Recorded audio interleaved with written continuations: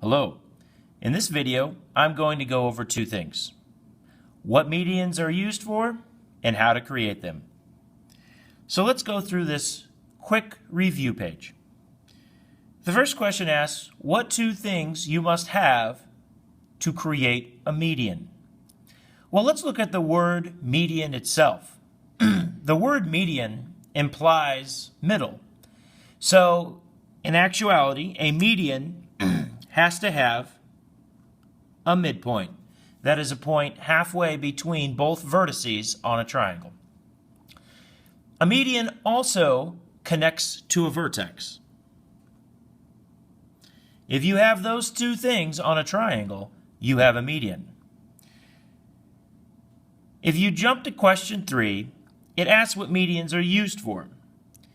And one important thing that medians are used for is to find the center of mass, or the balancing point of a triangle. Another word for balancing point is concurrency. These two phrases, as well as center of mass, all indicate the same point on a triangle. So, how do we create a median? The first step is to find a midpoint. So with your ruler, you're going to measure each side of a triangle. So for example, if I wanted to create a median coming from the left side of this bottom triangle, I would measure it in centimeters. This looks like it's about 2.6. Then, if the entire length is 2.6, to find the midpoint, I have to divide that by 2, which gives me 1.3. So if I go over to 1.3, you have to be very precise. That would be the midpoint. Now, to indicate I've truly found the midpoint, if I was someone who had stumbled across this triangle, I would need to write 1.3 here, 1.3 here. These are in centimeters. And I want to put tick marks to indicate that they are identical. So I'd put a tick mark here and here. The fact that I put one tick mark is inconsequential. The fact that I put the same number of tick marks on each side makes sense because these are both identical in length. They're both 1.3, so they both have to have the same number of tick marks. Now, let's complete this median. The last step is to connect the midpoint here to its opposite vertex. So to find an opposite vertex, if you put your finger on the midpoint, it would be the vertex for which you're touching none of its sides. That would be over here. So I'm going to connect that right here. Done with that midpoint. Every triangle has, that median. Every triangle has 3 medians. So we're going to go ahead and keep measuring. If I measure this, it's going to come out to about 4.2. Half of 4.2 is 2.1. So I'm going to measure about 2.1 right there. Again, I want to label each side 2.1 centimeters.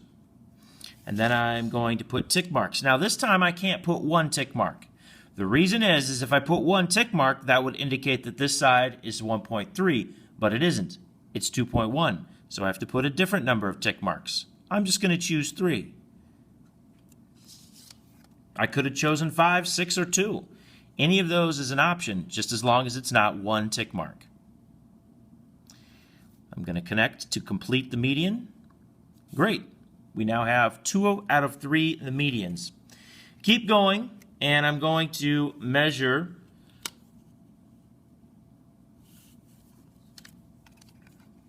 this side. And you'll notice this comes out to about 4.6. Half of 4.6 is 2.3. So I'm going to measure 2.3. 2.3 is about right there. 2.3 centimeters. 2.3 centimeters. And again, I need tick marks. I can't have 1 tick mark or 3 tick marks because those are already taken. I'm just going to go with 2. And I'm going to connect this midpoint to the opposite vertex. Now I've got 3 medians. Where all of these points intersect is the balancing point, or the point of concurrency, or another way yet to describe it would be the center of mass. Medians find the balancing point.